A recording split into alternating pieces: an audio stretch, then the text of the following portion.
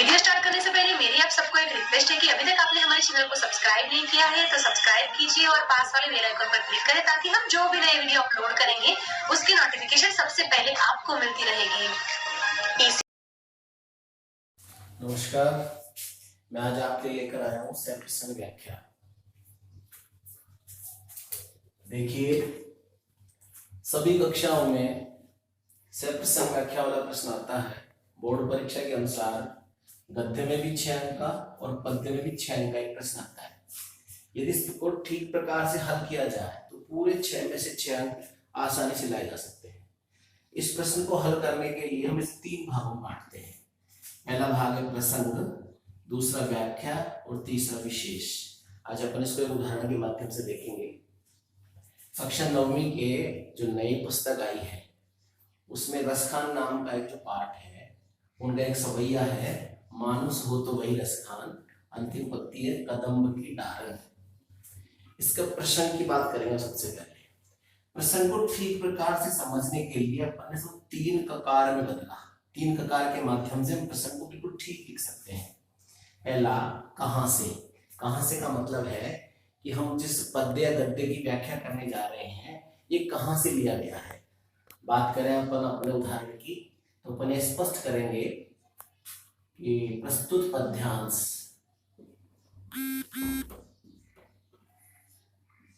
या प्रस्तुत पद्य रसखान, हमें जिस चीज को दिखाना है जांचकर्ता को उसको रेखांकित कर सकते हैं, उद्धरण चिन्ह बंद कर सकते हैं, नामक पाठ से लिया गया है। दूसरा ककार है कौन। इसके कवि या लेखक जो भी होंगे पाठ में या कवि हैं, रसखान है। रसखान एक मुस्लिम कवि है।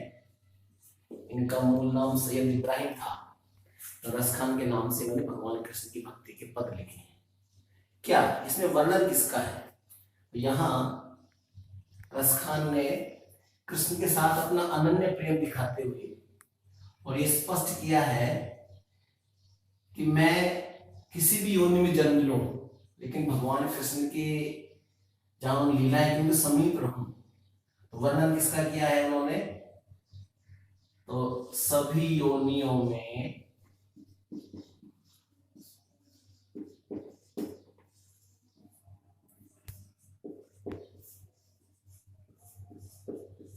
कृष्ण की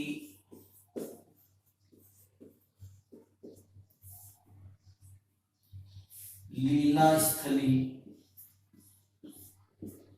पर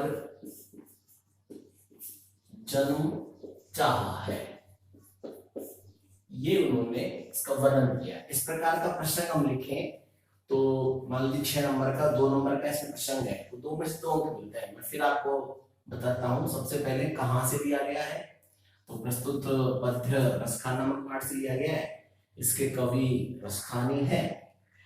इसमें कवि ने किसी भी योनि में जन्म लेने पर भगवान कृष्ण की लीला स्थली पर ही अपना जन्म चाहा है। दूसरी बात अपन करेंगे व्याख्या की। ये अपना पहला सवैया है। सवैया छंद ब्रजभाषा का प्रचलित छंद है। इस छंद में मतगेंद सवैया भी होता है। मतगेंद करता मदमस्त हाथी, बिल्कुल मंद गति से पढ़ा जाता है और काव्य में यदि रसास्वादन नहीं किया जाए तो काव्य का आनंद नहीं आता। एक बार मैं इस सवैया को पढ़ता हूँ। मानुस हो तो वही रस खान, बसो ब्रज गोकुल गाँव के ग्वारन, जो पशु हो तो कहाँ बस मेरो, चरो नित नंद की धेनु मंजारन, पाहन हो तो वही गिरि को जो, यो हरिछत्र पुरंदर धारन, जो खग हो तो बसेरो करो मिली,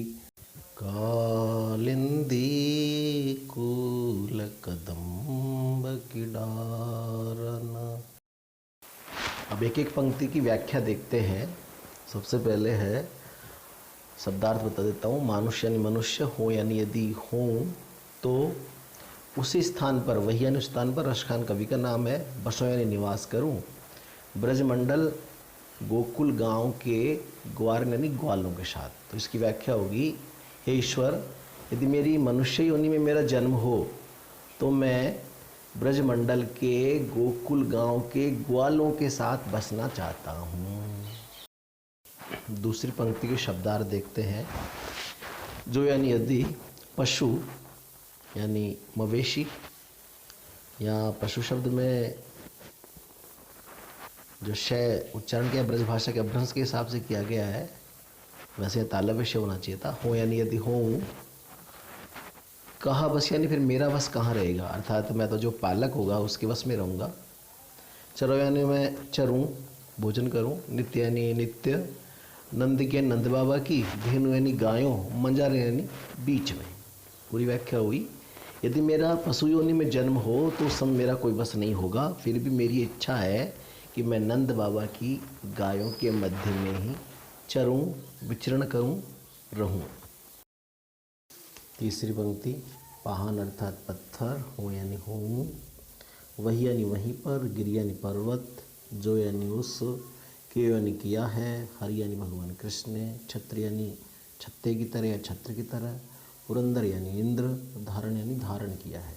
पूरी पंक्ति की व्याख्या होगी, यदि मैं पत्थर बनूं तो उसी पर्वत का बनूं जिस पर्वत को भगवान कृष्ण ने इंद्र के अभिमान को चूर चूर करने के लिए छत्ते के रूप में धारण करके और गोकुलवासियों की रक्षा की थी। मैं उसी गोवर्धन पर्वत का पत्थर बनूं। चौथी पंक्ति, जो यानी यदि, खग यानी पक्षी, हो बसेरू यानी निवास करूं। मिल यानी मिल करके। कालिंदी यानी यमुना नदी। कूल यानी किनारा। कदम्ब यानी कदम्ब का पेड़। और डारन यानी डाली।